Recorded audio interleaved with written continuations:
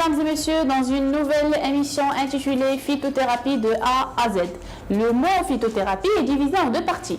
Phyto, c'est-à-dire plante, et thérapie, c'est la thérapie ou le traitement. Nous allons traiter les plantes médicinales ou les plantes traitantes de A à Z suivant l'alphabet français.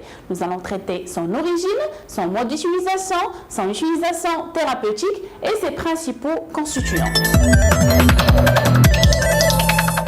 Aujourd'hui, nous allons commencer par la première plante médicinale qui commence par la lettre A et nous avons choisi pour vous l'avoine ou Avena sativa qui fait partie de la famille des poacées.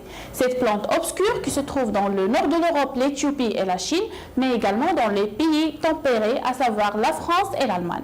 Parmi les principaux constituants de l'avoine, nous avons les lipides, les glucides, les sels minéraux, les vitamines, les saponosides, les alcaloïdes et l'acide silicique. Donc, elle est riche en plusieurs aliments et c'est pour ça qu'il est très utilisé en alimentation. Par rapport au mode d'utilisation de l'avoine, on a deux modes d'utilisation, soit par voie interne ou par voie externe. Par voie interne, on peut utiliser deux poignées, c'est-à-dire deux quantités, deux poignées de flocons d'avoine et on le met dans 1,5 litre d'eau. On va laisser bouillir jusqu'à diminution de la quantité d'eau à moitié. Et après, on peut boire plusieurs tasses par jour. Mais il faut faire attention car il a un effet diurétique, mais aussi légèrement laxatif.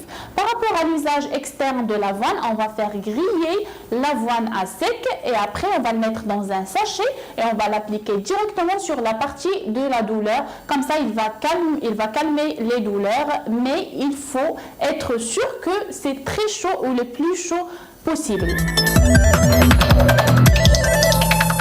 Mesdames et messieurs, j'espère que vous avez passé un très bon moment et je vous fixe un nouveau rendez-vous avec une nouvelle plante médicinale qui commencera la prochaine fois par la lettre B. Merci pour votre attention.